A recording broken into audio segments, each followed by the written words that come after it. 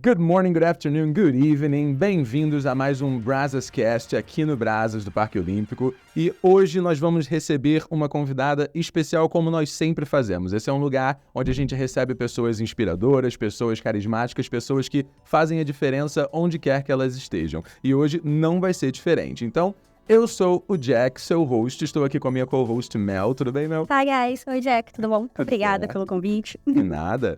Então, para apresentar a nossa convidada, no episódio de hoje nós temos o prazer de receber uma pessoa que ela é verdadeiramente pioneira no mundo das ciências do esporte e uma inspiração para todos que buscam uma excelência no cenário esportivo. Ela traz consigo uma história incrível que vai desde ser uma atleta recordista, nadadora, até se tornar a mente por trás do programa inovador Cuidar no Clube de Regatas do Flamengo, que está transformando uma nova forma, um novo jeito de como os atletas de alto rendimento cuidam do seu bem-estar, tanto físico quanto emocional. Então hoje estamos aqui com Isabel Cristina Provenza de Miranda House. Tudo bem, Isabel? Tudo bem, um prazer estar aqui com vocês. O prazer é nosso. Prazer é todo nosso. Poder participar, né, de um podcast com Brazas, que é nosso parceiro, né? E estou aqui super aberta para as perguntas e falar um pouco de ciências é muito bom e do esporte também, né? Com certeza, ainda mais entre rubro-negros aqui, todos nós, certo? Então a gente tem que ficar em família, ficar em equipe. E aí, Isabel, para quem ainda não te conhece, conta um pouquinho sobre sua trajetória, quem é Isabel Miranda? Tá. Bom, eu fui atleta há muitos anos, né? Eu tenho uma história no esporte de muitos anos, né? Quase 40 anos vivendo esporte de várias maneiras. Eu comecei como atleta, fui atleta do Minas Tênis Clube, eu sou mineira, mas estou aqui há quase 8 anos no Rio, trabalhando no Flamengo. E aí, nadei muitos anos, cheguei a ter um nível de olímpico, onde eu consegui o índice olímpico em 84, foi recordista sul-americana, em 83. Em 84 já estava classificada para os Jogos Olímpicos de Los Angeles e tantas outras mulheres também foram ao longo do tempo conseguindo. 3 meses antes dos Jogos acontecerem em Los Angeles, a equipe feminina foi cortada. E daí foi um grande... eu estou contando isso porque esse foi, eu acho que o que startou aí essa minha vontade de seguir com a carreira científica, de ciência do esporte. Eu já estava há 10 anos treinando para atingir o ápice, que todo atleta quer chegar lá, né? Então, eu não conhecia a Vila Olímpica dos Jogos Olímpicos de Los Angeles, mas já tinha passado por Mundial, Pan-Americano, né, Sul-Americano. E como que começou essa sua relação com o esporte? Você sempre quis ser atleta desde criança? Ah, não, Mel. Eu fui meio obrigada, né? Papai era médico, meu pai era médico, otorrino, e eu era muito alérgica. Então, ele me colocou para fazer esporte. Ele gostava de natação. E você já começou na natação? Mas eu ia com muita má vontade, assim. Mas aí, ao longo do tempo, eu comecei a ter, assim, gostar da natação, ter aquela... né, ligação com a água, né? Eu acho isso mágico, assim, hoje.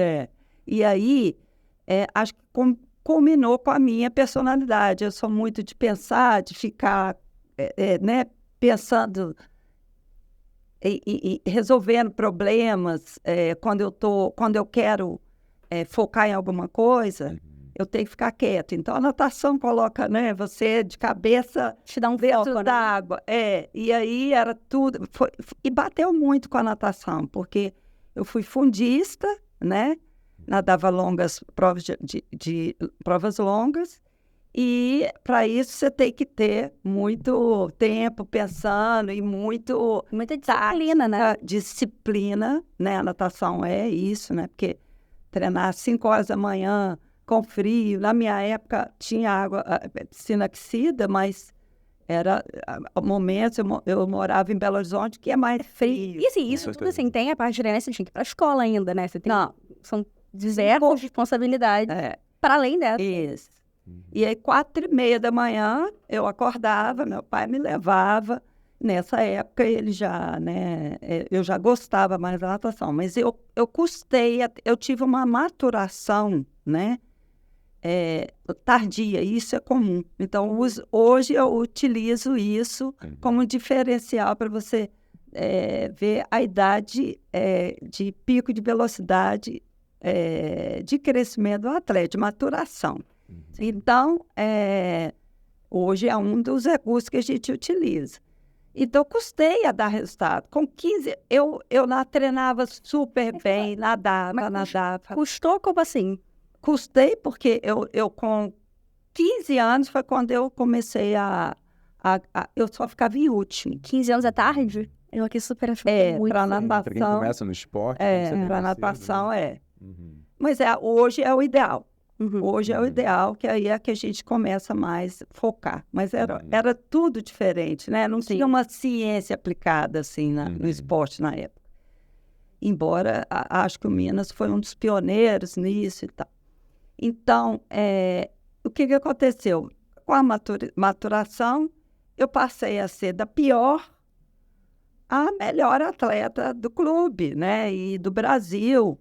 Eu comecei, o meu técnico percebeu que eu nadava bem, tinha uma condição cardiovascular muito boa, então eu comecei a nadar provas longas. Provas de 100 metros eu não era boa, não tinha velocidade suficiente, né? E qualidade, habilidade, resistência. muito. Então eu nadava de 200, 400, 800, 1.500, foi recordista, né? Mas teve algo que mudou essa chave ou você foi só pela persistência que você começou? Persistência e o que eu falava assim, nossa, mas todo mundo falava, ela treina muito bem, mas chega lá, perde. E por quê? Porque as meninas eram maiores que eu, tinham uma maturação biológica à frente. Sim. E eu acho isso muito importante, ter maturado mais tarde, foi importante para mim. Então, eu era uma criança, de repente, né, perto das pessoas. O físico acompanhou o mental também. Exatamente. Você acabou tendo mais maturidade para entender que aquilo ali podia dar algum resultado na sua vida profissional. Muito bem, Mel. E justamente isso me fez ser mais determinada, né? Saber que a determinação, né, é muito importante para chegar lá, porque eu me via, né? Eu tinha minhas ídolas dentro do Minas e no Brasil,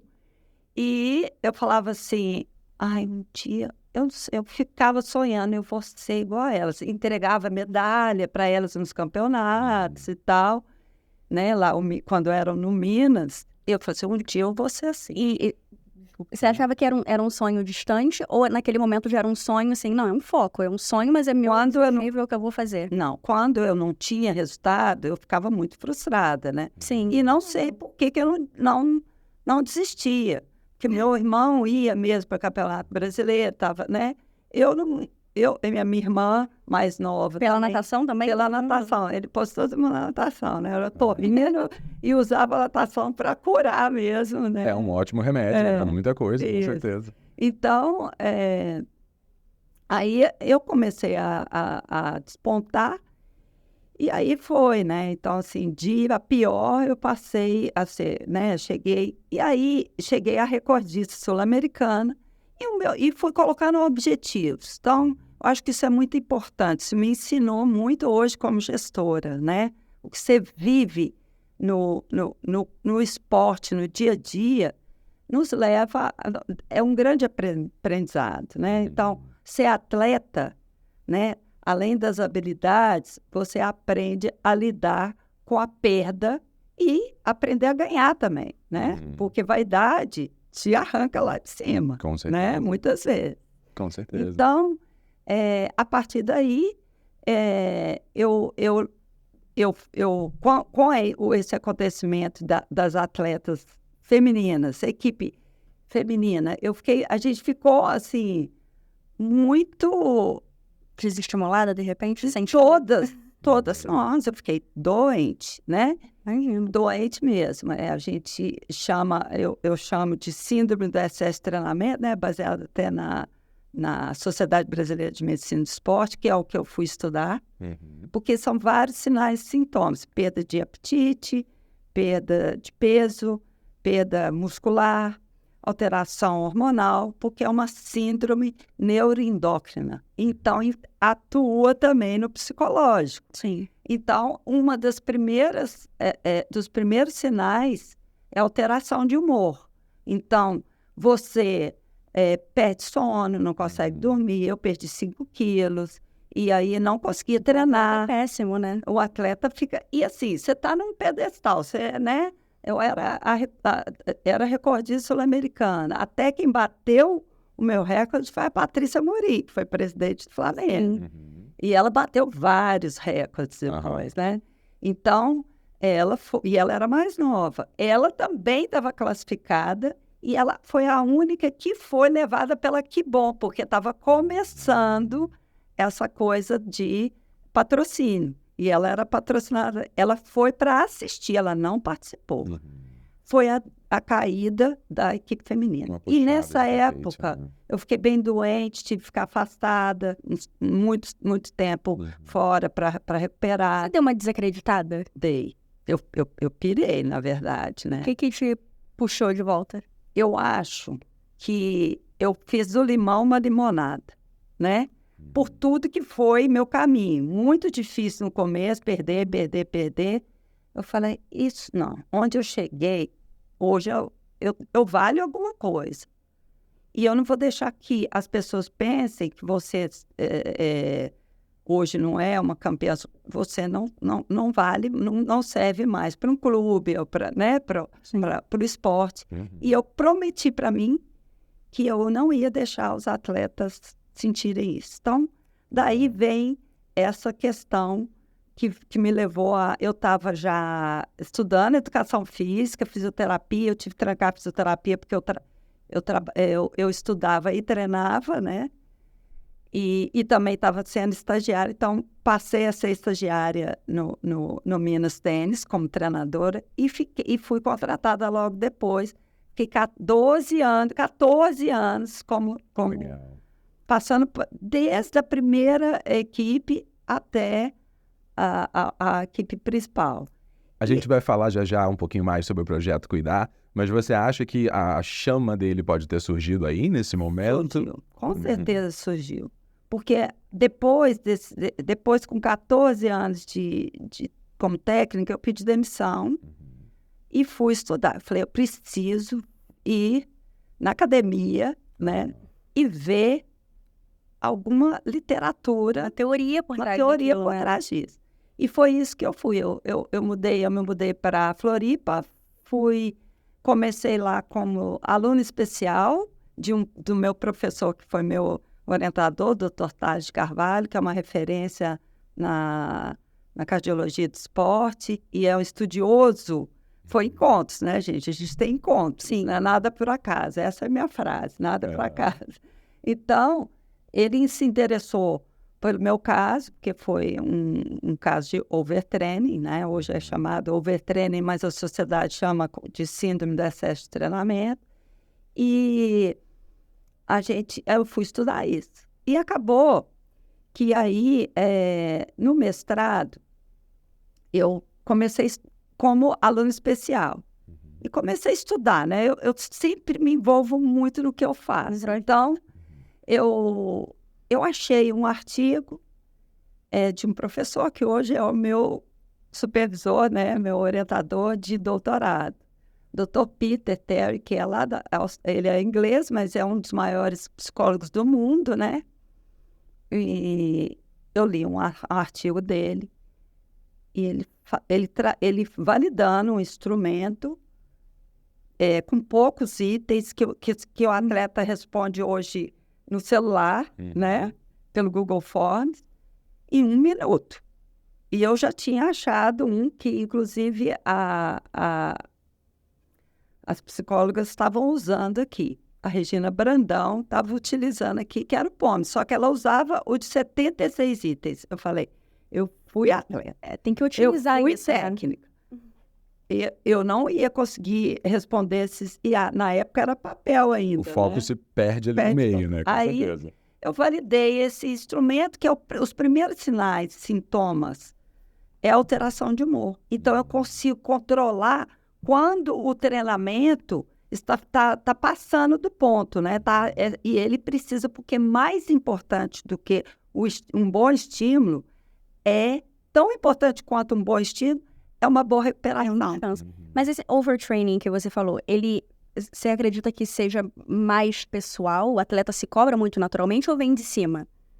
É uma pressão externa, interna, ambos? Os dois, ambos. Porque eu acho que o esporte é isso, né? Você está ali... É pressão. É pressão. Hoje, né, tem uma popularidade maior, está crescendo, graças a Deus, no Brasil, mais incentivo ao esporte aí, ao longo dos anos, desde a lei de incentivo.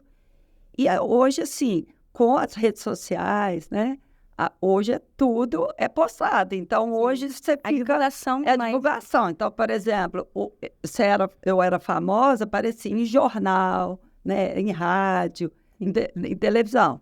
Mas hoje é rede social, então você fica muita vaidade que envolve o esporte olímpico também, né? Então, é importante você trabalhar isso. Por isso a psicologia é muito importante. Então, isso deve ser trabalhado a partir da base, né? Na base, a construção a longo prazo. Porque tem esse lado que você falou, a vaidade. E quando você tá bem, te leva lá em cima. Nossa. E todo mundo te ama. Da mesma forma que antigamente era mais difícil você ser amado, era mais difícil você ser odiado também, né? Então, hoje tudo acontece no piscar de olhos. Você tem que ter o psicológico pra vencer. E pra quando perder, porque eventualmente todo mundo vai perder algum dia, lidar com todo mundo em volta falando que você é horrível, que você não presta, que você tá fazendo. Agora isso não tem valor. Não tem valor. Hoje não vale nada para mim. Então, isso é muito pesado. Sim. Por isso, a ideia, aí o meu mestrado, a gente estudou sobre o overtraining e a única forma que tem de você prevenir isso é trabalhar com uma equipe multidisciplinar. Tem que ter psicólogo, tem que ter médico, tem que ter fisioterapeuta, tem que ter assistente social. Então, esse foi o projeto que eu levei primeiro, depois para o Minas, né? E depois, em 2007, o Minas me contratou de novo. E eles sabiam o que eu estava fazendo. E aí eu implementei um projeto chamado NIS. Foi o primeiro projeto, Núcleo de Integração das Ciências do Esporte. Eu entrei como fisiologista, analista, né, científica, e depois virei coordenadora da área, né? Fui para a área da gestão. Fiz curso de gestão, porque eu falei assim, gente, eu sou fisiologista, sou fisiologista. Eu não sou gestora, né? Então, eles me capacitaram, depois eu fiz uma pós-graduação no COB, né? No Instituto Olímpico Brasileiro, que hoje eu uso muito na minha gestão. Então, aí, em 2000, eu fui coordenadora, eu cheguei a ser coordenadora técnico-científica, construí ajudei a implementar o projeto lá. Em 2015, o Flamengo me chamou e eu estava indo até para a Inglaterra, porque eu era coordenadora do Comitê Olímpico, da Associação Olímpica Britânica, e eles, por 3 anos e meio, e eles também foram. É muito importante. Com certeza. Falar, gente, nós, com certeza. Não, o Flamengo foi buscar ir bem, né? Porque o meu diretor trabalhou também no Minas como o Marcelo Vido, que é o diretor dos esportes olímpicos. E aí eu falo, gente, uma coisa muito importante quando você escolhe trabalhar num local é você ver se a empresa tem os mesmos valores e princípios que os seus. Vocês estão indo para o mesmo caminho, né? Então, eu trabalhava num clube onde eu nasci no clube e ia para o Flamengo, que é gigantesco, que estava, mas o que me chamou não era a grandeza do Flamengo, porque o Minas também é um grande clube, mas era o desafio da época do Bandeira, que era tirar um tesouro enterrado ali dentro, e eu gosto de desafio.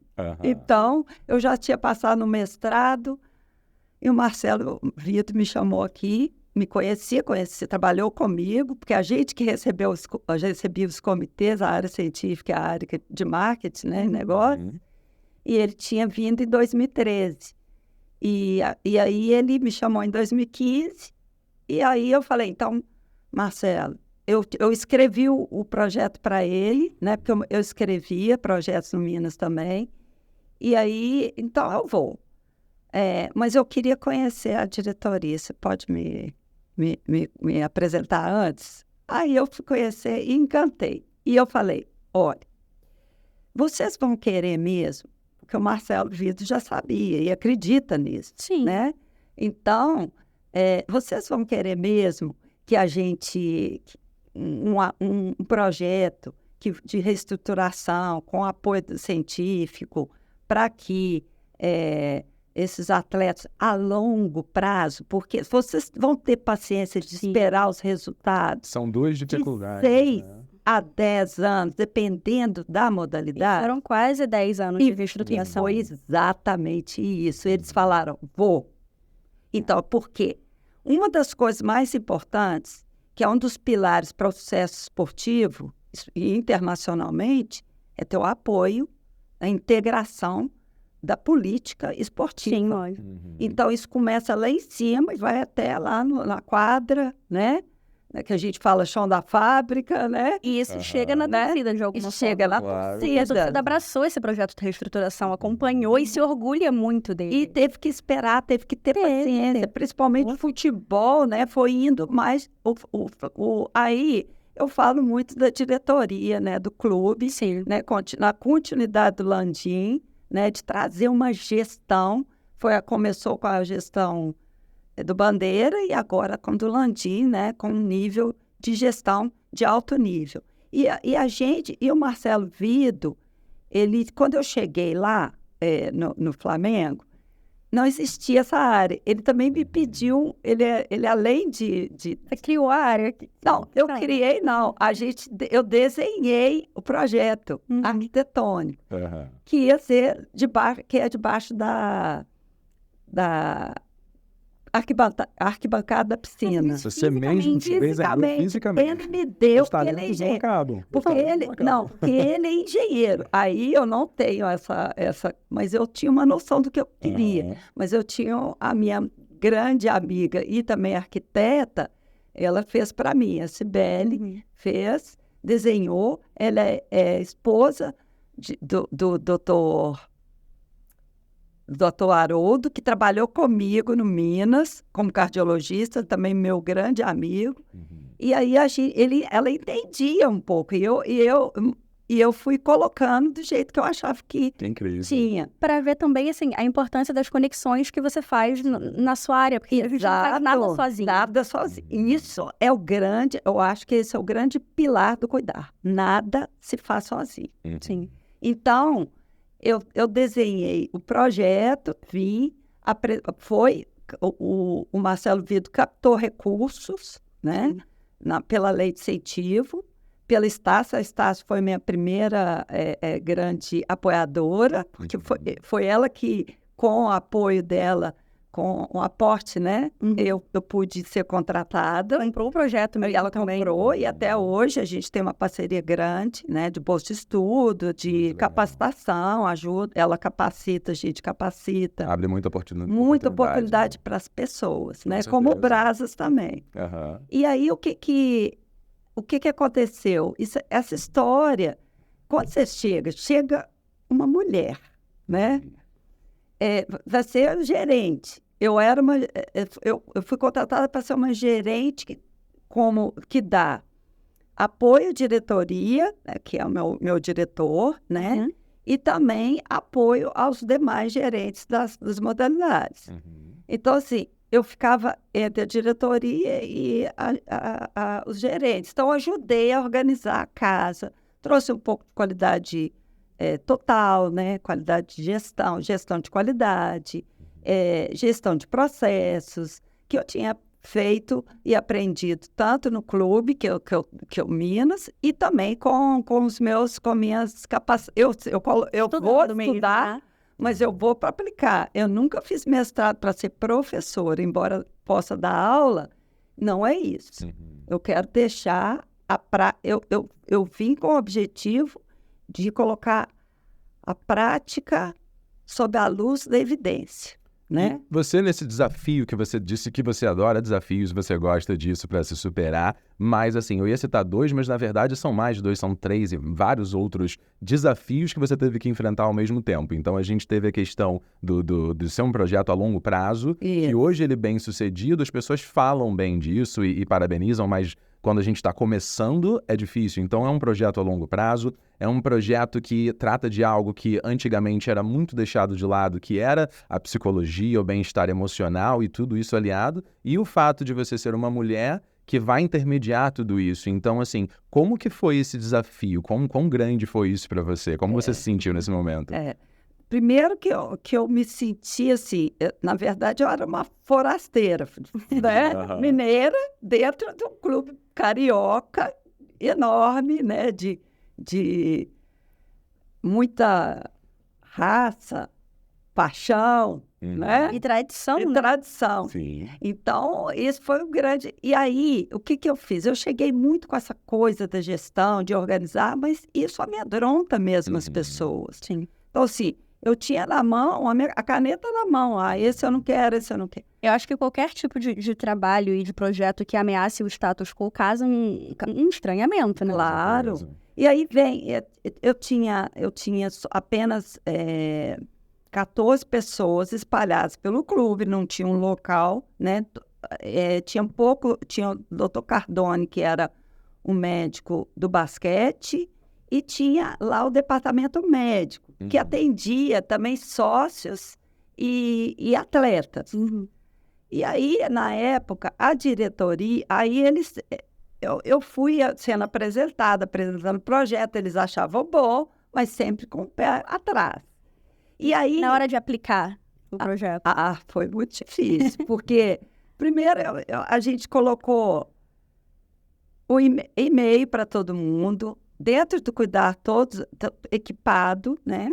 Porque eu tive o apoio também do comitê da Associação Britânica Olímpica Britânica, que eles construíram a área, porque eles vieram para o Flamengo com remo e com algumas modalidades, e em troca ele falou, vou construir o cuidar para a Isabel, né? Porque eu fiquei... E para o Marcelo, eles construíram, e foi um projeto que o Flamengo fez muito bem. Eu acho que o maior legado dos Jogos Olímpicos está no Flamengo. Eles aproveitaram demais, nós aproveitamos. Por quê? Porque o Marcelo Vido trouxe, e o Alexandre Pova, na época, que era o VP, eles foram muito inteligentes com isso, porque eles trouxeram os dois. Vocês lembram que o Comitê Olímpico Americano foi o primeiro, ficou em primeiro, e em segundo o Comitê Olímpico Britânico, né? E isso foi até um grande ganho para o Comitê Olímpico, a Associação Olímpica Britânica, porque eles tinham uma história de que o país que sediava a Olimpíada sempre ia mal na próxima Olimpíada. Então, eles superaram a marca que foi boa já nos Jogos Olímpicos de Londres. E a gente, com relação aos esportes olímpicos no geral, a gente trilhou um caminho muito longo aí, né? Desde que você contou, por exemplo, que na época de 1980, né? Na década de 1980, vocês não conseguiram ir por falta de verba, talvez, de apoio, né? E a gente, né, trilhou esse caminho, mas a gente sabe que ainda tem muito ainda a ser...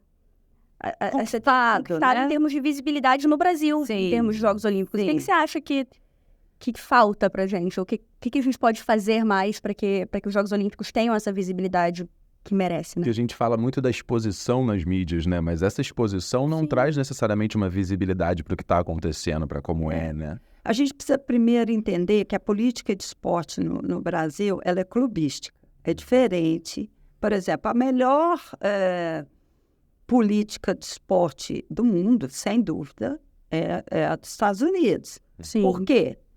Porque o atleta começa, né, mesmo o aluno atleta nas escolas públicas ou privadas, e vão do high school para a universidade desde a base. E com o esporte acompanhando. Sim. Então, assim, quantos anos ele está aí no topo da pirâmide. Com certeza. Né? Como se fosse como a melhor, né, nação esportiva. Uma referência. É uma referência. Uhum. Agora, o nosso modelo é clubístico. Eu acho que aí vem a importância do trabalho que foi feito no Flamengo. Porque, diferentemente de alguns clubes, ele é um clube de futebol e, do lado dos esportes olímpicos, ele não é um clube social. Ele tem o valor dele é o esporte. Sim. As pessoas não são sócias por conta do clube social. Eles estão lá por conta do esporte. Sim. Então, o esporte está na veia do Flamengo, né? De todos os associados. Então, é mesmo os esportes olímpicos. O que a gente precisava era tirar mesmo esse troféu que estava enterrado, esse tesouro que estava enterrado. E é o tesouro. Então, a grande diferença do Flamengo que eu sinto, primeiro, é que lá como cuidar, eu estava falando que eu tinha 14, hoje eu tenho 42 profissionais e 28 estagiários e jovens aprendizes, estagiários remunerados. Hoje eu acho que é uma equipe pronta, né, para eu poder ir um ano para a Austrália para estudar. Então, assim, na verdade, quando eu cheguei, eu falei para todo mundo, olha, os médicos, voltando à pergunta que eu não... Aí eu vou entrar na política. Os médicos, eu tinha mais medo de não ser aceita pelos médicos. Porque médico, às vezes, é mais difícil, mais né? pelos gestores. Mais, porque acho que no menos eu já tinha enfrentado gestores, né? E aí, embora eu também trabalhava com médicos, lá eu era a chefe dos médicos. No Minas, eu era só a chefe do departamento, não era da área gerente, né? Então, quando eu peguei o pessoal, eles tiveram muito medo, né? E muita ressalva, com certeza. Aí eu fui implementando computador, gestão, Excel, dando curso, o clube foi implementando, né, toda essa gestão de qualidade, especialmente o esporte olímpico. E aí eu falei, eu vou dar 2 passos atrás. Eles me falaram assim, isso aqui é Flamengo. Eu falei, sabe o que é? É totalmente diferente. É outra coisa, né? As coisas fluem mais, né? As coisas são rápidas. Dei 2 passos para trás. Pedi para ser avaliada por uma socióloga que trabalhava comigo. Ouvi todo mundo, eles listaram 19 defeitos e 19 qualidades. E aí eu trabalhei com isso até comecei a ficar mais próxima. Então, porque eu sou muito rígida, né? Eles me chamam de Pitbell.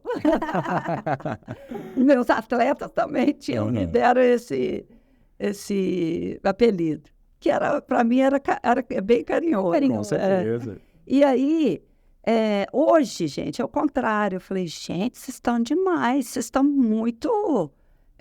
muito bravos. Não, vocês estão muito certinhos, tudo tem que fazer. Fluxograma, protocolo, hoje anda sozinho. Mas foi ao longo desse tempo onde o Flamengo investiu, né, na capacitação de profissionais. Eu também tenho essa coisa de capacitar. A gente tem escolas de pais, escola de atletas, escolas de profissionais, para acompanhar esse processo.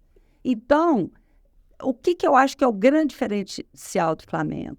Hoje, eu tenho 973 atletas. Isso é dado de ontem que eu fui buscar. Caramba! Para atender.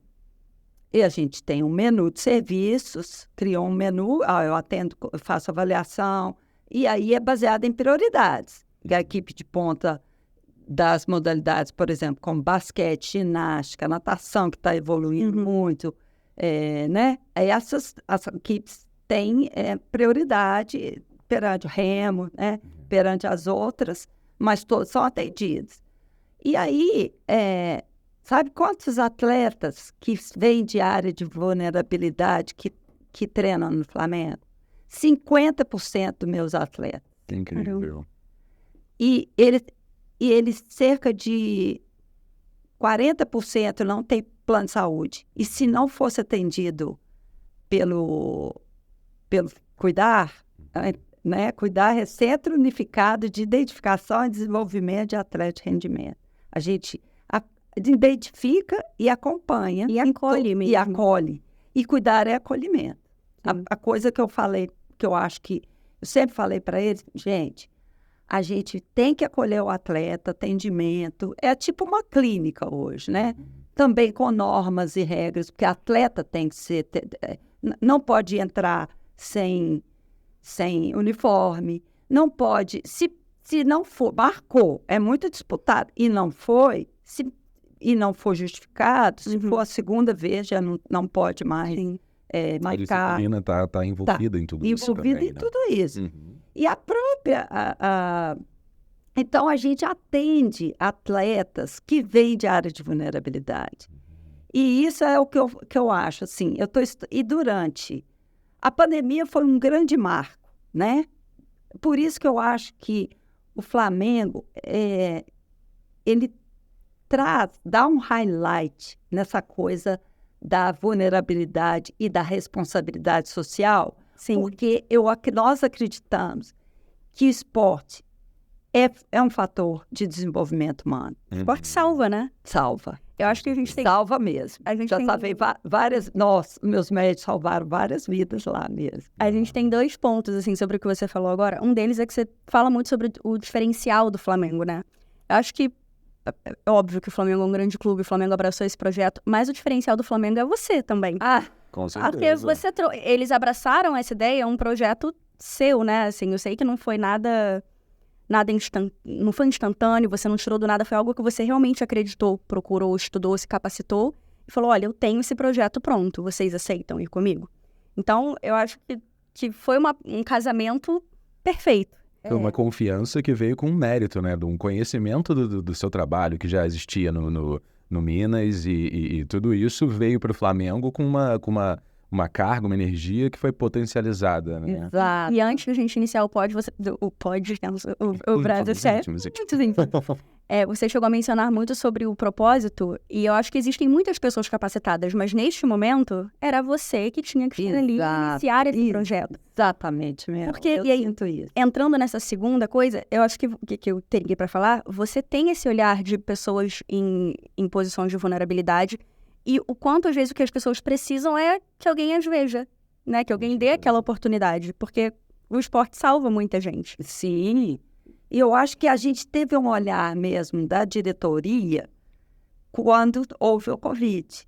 Porque a área de saúde foi valorizada. Meus médicos maravilhosos, trabalhar 24 horas, a gente trabalha 24 horas por dia. De onde veio? Isso sempre esteve em você, de querer trabalhar com atletas que tivessem menos oportunidades, dar as oportunidades aos atletas? Acho que vem do meu pai, da minha mãe, meu pai era médico, atendia, operava de graça, as pessoas que não tinham condição, tinham olhar para ajuda, minha mãe era muito cuidadosa, isso é muito da família, né?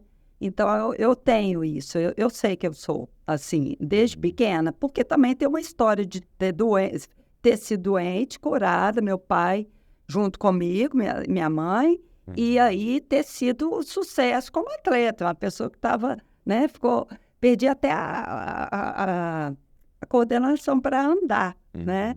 Então, assim, e aí foi muita superação, nada é por acaso, né, gente? Então, eu sempre acho que o mais importante de tudo é transformar o limão numa limonada.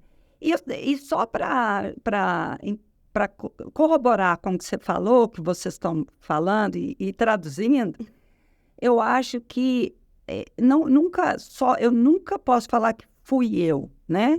Posso ter começado, mas sozinha eu nunca ia fazer isso. Então, está envolvido minha equipe toda. Hoje eu tenho uma honra e tenho um orgulho deles, assim, que eles são tão competentes, todos. E uma coisa que eu falo, gente, tenho que cuidar, a parede do cuidar todo mundo tira foto lá. Com a Lobo.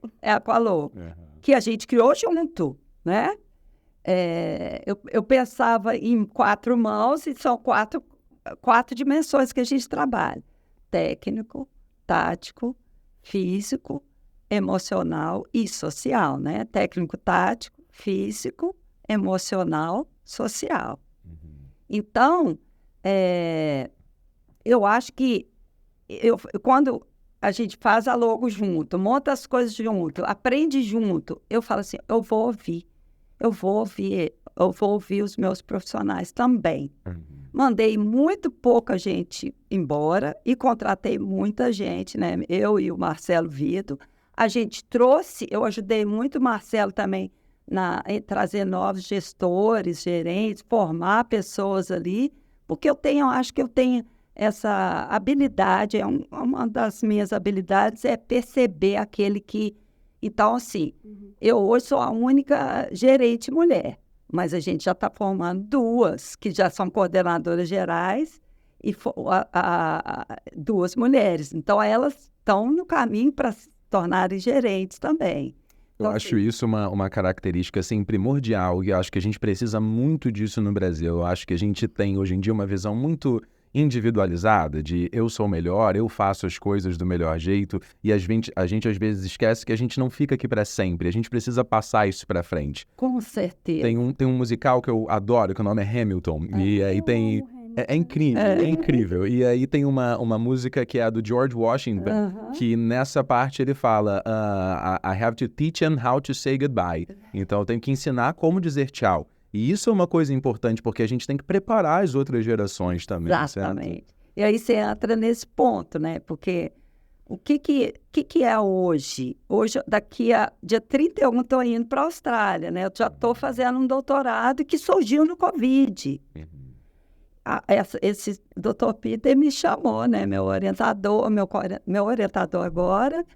E por quê? Por conta do trabalho que a gente fez no Covid. A gente acompanhou esses atletas com o instrumento que eu validei, a gente aplicou, né? A minha coordenadora científica também, que veio de Minas e foi para a Austrália. E minha filha agora está na FIFA, mulher, né? Sim. E aí ela está lá, o ano passado foi embora, está morando em Londres, e ela começou a aplicar isso junto com meus preparadores físicos, meu atual coordenador científico, Carlinhos, também. E aí a gente aplicou para ver como eles estavam emocionalmente. Então, a gente acompanhou a saúde deles. Vou usar esses dados. Então, o Dr. Peter ficou muito impressionado, a gente foi mostrar para ele. Sim. Aí ele me ofereceu. Isso é um doutorado, não meu, é um doutorado do Flamengo. As publicações vão ser feitas com o nome do Flamengo também, entendeu? E chancela o que a gente vem fazendo, né?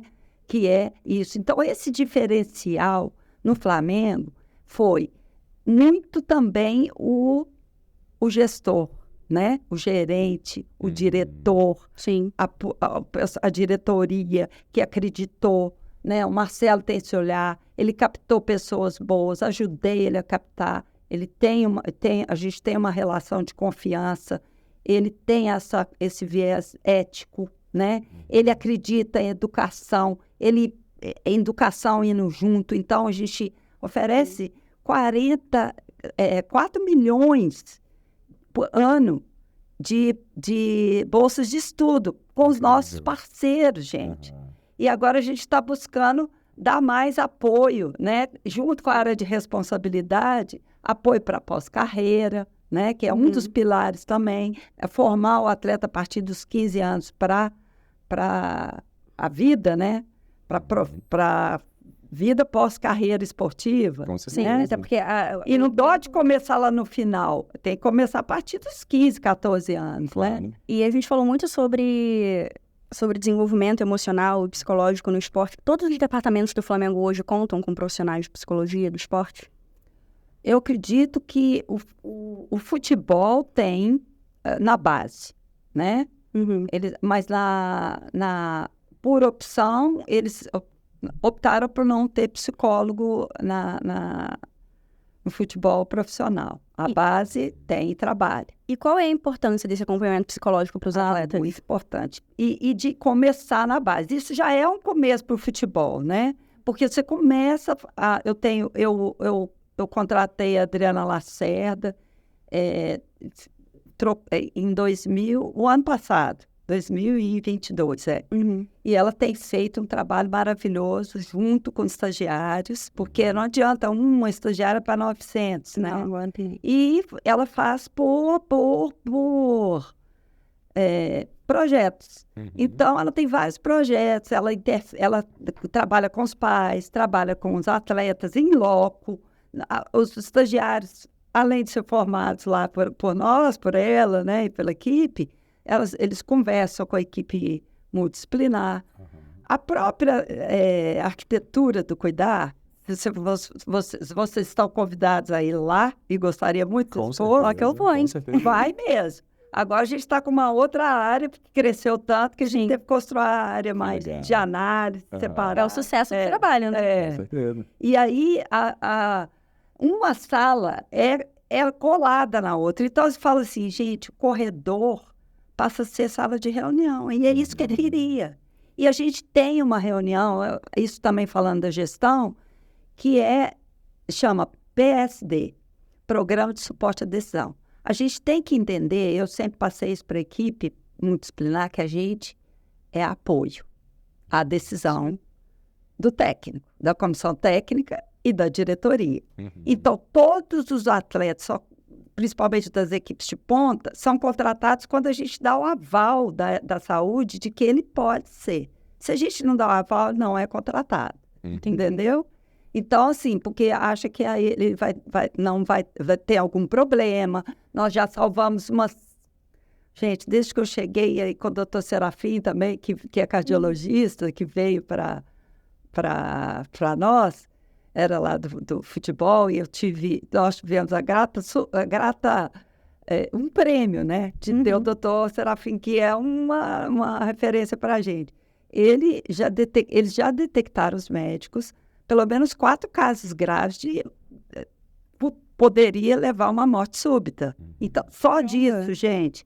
O doutor Cardone implantou lá, a gente convidou, o futebol também participou, mas a gente implementou o protocolo de concussão. Então, o Flamengo foi o primeiro a ter essa emissão desse certificado de treinamento para esse protocolo de concussão, que é muito grave, leva à morte também, vocês sabem disso. Né? Eu imagino que isso influencia também outros clubes, esse trabalho que o Flamengo está fazendo com cuidar, influencia na gestão dos outros clubes também? Acho que sim. E eu vejo, por exemplo, Botafogo... A gente espera que sim, né? Na verdade. O Botafogo já com psicólogo, o professor Paulo é uma referência para mim, que comanda ali, é maravilhoso. E eles se organizando também. E eu acho que aí, completando aquela pergunta, eu acho que o mais importante, eu quero que os clubes, por exemplo, como Minas, eles também têm projeto social, mas eles são clubes que têm que atender a satisfação do associado. E o associado, então, eles conseguem atender o mínimo, né? Mas eu acho que o Flamengo vai ascender, né? Vai ser um highlight para mostrar que a gente tem que ajudar. Porque ali, por exemplo, a gente pega os nossos atletas olímpicos aí. Muitos vieram de área de vulnerabilidade e risco. E isso é o que eu quero estudar. Se essas pessoas que durante a pandemia ou pós-pandemia são de área de vulnerabilidade, será que eles têm, por já estar passando tanta dificuldade, eles têm mais resiliência? E isso ajuda? O que prejudica, o que ajuda? Então, eu estou usando isso no meu doutorado também. Eu quero ver. Eu tenho interesse. Para também reforçar, gente, vamos ajudar quem está, né, com dificuldade. Gente, é muito importante. E assim, a gente vê muito, e de novo, a gente fala muito sobre o futebol porque é o que tem mais visibilidade, mas em qualquer esporte que a gente, assim, eu falo qualquer esporte de massa, a maior parte dos atletas, e muitas vezes os atletas de mais sucesso, vieram realmente de realidades muito diferentes da que eles alcançam, né? Vieram de realidades muito mais difíceis. Exato. Nossa, vale muito um estudo. Eu quero ler, inclusive, Não, com certeza. Isso é verdade no mundo inteiro, mas eu acho que no Brasil isso é um expoente muito grande, né? É porque o Brasil exporta atleta para o mundo inteiro, né? Não. E assim, durante a minha qualificação, eu fiquei muito assim, era uma banca muito de alto nível, e eu falei assim, será que isso que vai passar, se eles vão gostar? Gente, eu acho que no final eu fui me soltando, e a última pergunta da banca foi assim, de tudo que você falou aí, o que você acha que você poderia enfatizar mais? Eu tinha 30 minutos para falar, né? Então, eu falei assim, boa pergunta. Eu já tinha essa pergunta. Eu acho que é isso. Eu acho que esse trabalho que a gente faz e esse estudo vai ajudar muito o Brasil a dar um highlight para essa questão da saúde, né? E também a saúde mental em atletas de vulnerabilidade, né? E risco. Por quê? Muitos desses atletas, às vezes, superam mais dificuldades do que um atleta que não tem. Então, talvez isso seja Então, ajudar essas pessoas, ampliar o percentual de atletas de vulnerabilidade nos clubes, como Pinheiros, como Minas, que já são formadores aí, eu queria que isso ficasse registrado em um artigo internacional. Porque é isso né? que as pessoas confundem muito, né? Às vezes, quando a gente fala sobre oportunidades, elas falam, mas então você quer privilegiar? Não é um privilégio, na verdade. É você, pelo menos, a gente em inglês fala level the playing field. Que é, né, colocar todo mundo ali no mesmo, dar a mesma oportunidade para todo mundo. Isso. E que todo mundo possa partir daquele mesmo lugar e aí a gente vê quem vai desabrochar, quem não vai. Exatamente. Isabel, a gente tem aqui no podcast, agora saindo um pouquinho do lado profissional, um quadro chamado Ask the Guest. É novo, tá? Você é a primeira pessoa que vai participar dele. Que honra, né? Teve a ideia desse quadro para a gente poder quebrar um pouco a conversa, diminuir um pouquinho, dar uma descontraída e também para conhecer um pouquinho mais da Isabel particular, da Isabel mais privada, dos seus gostos, das suas opiniões. E aí a gente vai fazer um bate-bola um pouco mais rápido, com umas respostas mais rápidas, para ver como que você é no dia a dia, em casa, no seu cantinho. Então, filme ou série? Filme. Filme. Eu não senti tanta firmeza assim. Eu não senti, eu vi filme. Eu acho que filme. Filme. Ação ou romance? Romance. Romance, ok, alright. Então, ficar pra sempre sem beber ou sem comer chocolate? Acho que sem comer chocolate. Sem comer chocolate, ok. Não, ficar para sempre sem comer chocolate? Sem beber ou sem beber? Sem beber. Sem beber, porque o chocolate tem o triptofano, que é o precursor de serotonina, que é importante, né, para emoção, para a saúde. Com certeza, com certeza. Visitar o futuro ou reviver o passado? Hoje eu opto pelo presente. Viver um dia de cada vez. É incrível. Eu vou ser super filosófica agora, mas essa pergunta Você já passou por muita coisa, já criou muita coisa. E isso é tudo muito bonito, mas assim, você ainda tá aqui, né? Você vai agora fazer um doutorado fora, você deixa um legado muito bom, mas ainda tem muita coisa para criar. O futuro, ele te assusta ou te anima? Anima. Mais. Tem muita coisa ainda por vir por aí? Tem. Eu acho que eu tô desbravando, né? Assim, tô indo com 58 anos fazer um doutorado. Quem é que faz isso, assim? E dentro da área da ciência do esporte, né? E eu já podia estar mais tranquila, né? Querendo, né? Só trabalhar menos e tudo, mas não. Eu acho que acho que é romper também outra barreira, né?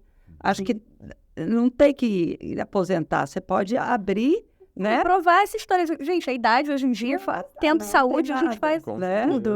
Não interferem, né? De jeito nenhum. Muito pelo contrário. Muita sabedoria.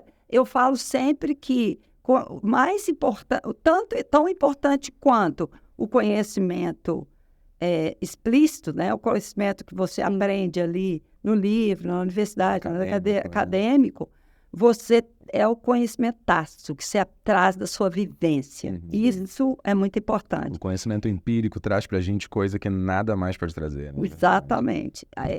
Essa conjunção, né, de todo esse processo que leva a gente para frente. E aproveitando esse gancho, quais foram algumas das lições mais importantes que você aprendeu ao longo dessa sua carreira de atleta, de gestora, de cientista, que você aplica mais para a sua vida no seu dia a dia também? Uma das coisas eu trago comigo, pela trajetória, né, de dificuldades e de, né, sempre avançando. Eu acho que hoje, por isso que eu falei, viver um dia de cada vez, né? Eu sou muito ansiosa para as coisas, para fazer as coisas, muito dinâmica. Eu acho que tem que dar uns passinhos para trás, assim, porque às vezes acaba interferindo na sua saúde, tanto mental quanto física.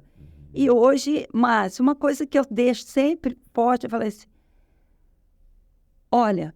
E eu falei isso muito com meus atletas. Outro dia, ouvi meus atletas antigos, reencontrei. Eu falei assim, tudo que eu quero, eu vou conseguir. Então, eu acho que é sempre caminhar com muita fé de que nada é por acaso, né? A gente voltando no propósito, eu hoje, com essa idade, eu sei para que eu vim, entendeu, né? E eu vou ter que fechar minhas missões. Uma coisa importante, assim, eu saí do Minas com muita certeza de que eu tinha deixado uma equipe muito competente que ia continuar. Hoje, eu falo a mesma coisa. Qual que foi o seu maior... Talvez nem o maior legado não é uma estrutura física, são pessoas. E você falou muito sobre essa ansiedade. Você criou mecanismos de transformar todo esse nervoso, né, essa ansiedade em arte, né, na sua forma de viver, de lidar com as outras pessoas. Eu acho que o Peter, que é o nosso presidente do Brasil, ele fala muito como as pessoas mais inteligentes, a maior inteligência das pessoas é saber se cercar de pessoas capazes, de pessoas inteligentes. Exato. Você nunca é melhor do que ninguém. Eu falo assim, 2 mais 2 é muito mais que 4, né? Sim, não é preto no branco, né? É muito mais. Mas isso é muito verdade, né? Acho que quando a gente está numa sala que a gente se acha o mais inteligente da sala, acho que a gente está na sala errada. Eu acho que a gente tem sempre que buscar se cercar de pessoas que sabem mais, porque a gente sempre cresce. Né? E às vezes até nos lugares que a gente se bota ou se acha o mais inteligente, a gente pode aprender muito mais coisas. A gente vê às vezes que a gente não é nada ali dentro. Então, é preciso saber escutar, saber ouvir e todas as pessoas, com certeza, né, de todo mundo. Porque você aprende com tudo, né? Hoje uma equipe é formada de várias mulheres, de negras, de PCDs, eu tenho PCD, massoterapeuta, estou tentando contratar fisioterapeuta, então assim, é uma diversidade e eles me ensinam tanto. E todos ensinam, todos. Os meus médicos são maravilhosos, eu tenho uma equipe, acho que eu tenho de mais assim, valoroso ali é minha equipe, tanto de gerentes, né, meus colegas, meu diretor maravilhoso, assim, eu tenho uma honra de trabalhar com ele, e a diretoria do clube em geral. Então, eu quero só falar uma coisa, nada a gente caminha sozinho. Então, eu envolvi RH, são meus parceiros, financeiro, a parte toda, né, os sócios do clube, que são meus atletas também, a sociedade em geral, parcerias com vocês, com universidades, tudo isso é ao cuidar. É isso que é ao cuidar hoje. Por isso esse sucesso, porque a gente não faz nada sozinho, né? Uma outra coisa que eu quero dizer é o seguinte, a gente tem que estar sempre caminhar e ter coragem. Caminhar é exercitar coragem. Então, para o futuro aí, é um desafio para mim mudar aqui, deixar minha família aqui, deixar o Flamengo. Mas tem que ter coragem, é por um propósito, né? Com certeza. Na pandemia eu fiquei com esse pensamento muito forte dentro de mim também, lembrando daquele filme do Procurando Nemo, que era sempre aquela musiquinha, continue a nadar. Exatamente, eu amo Nemo. Sempre, e sempre assim, não importa o problema, continue a nadar, que uma hora se resolve, uma hora a gente acha uma solução que a gente não tinha antes, é assim mesmo. Não é? Incrível, Isabel, você falou sobre a sua equipe e sobre como hoje você tem pessoas muito diversas nelas, né? Diversidade. Você fez questão de ter a diversidade ali, o que é muito importante porque eu acho que a gente passa a ter um olhar maior para quem vem. Então, né, aquelas pessoas naquelas posições, né, também vão trazer pessoas, mais mulheres, mais pessoas negras, mais PCDs. E assim, é tanta gente que por muito tempo foi Marginalizado mesmo, né? Overlooked. Exatamente. E que agora a gente vê que isso é um movimento que muitas empresas estão fazendo, e o Flamengo não é diferente. Não, ele é um exemplo, eu acho, né? Trazer, tem tanta gente de qualidade, né? Demais, gente. Você fala assim, gente, mas onde é que estavam essas pessoas que sempre estiveram ali? Então, eu acho que agora você olhar para elas, assim, né, de igual para igual e falar, olha, você tem que estar aqui com a gente, sabe? Eu acho muito bom. Isso. E assim, isso... E novamente, assim, no esporte, que há muito tempo foi tão né, homens, sério. Então agora com certeza. Todo mundo espaço para todo mundo. Porque é para todo mundo. Exatamente, é isso aí. Eu acho que isso o Flamengo representa bem. Tem uma área de responsabilidade social que é comandada pela Ângela Landim, que é a esposa do Landim, e com a Camila, que é uma gerente muito ativa também, né? E a equipe dela, né? Renata, tem lá também uma assistente social que trabalha com ela. Então, assim, eu acho que isso me encanta, né? Aí é que eu volto no começo da nossa conversa. Você tem que ir para um clube, para uma empresa que tenha os mesmos princípios e valores que você tem, né? Para poder cumprir seu propósito. E eu não estou aqui, não estou no Flamengo por acaso, não estou aqui com vocês por acaso. Nem vocês são meus parceiros por acaso.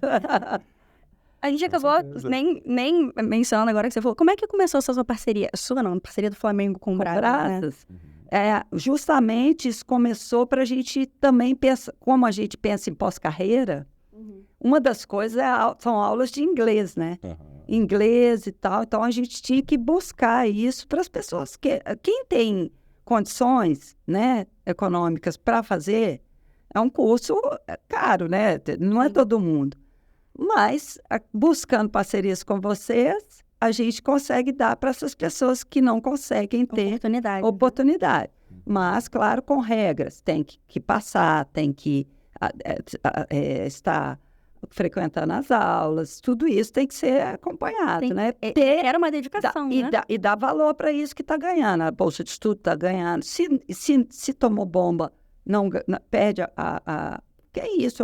É porque o nosso diretor, a diretoria, acredita que escola, estudo e esporte tem que ir junto, né?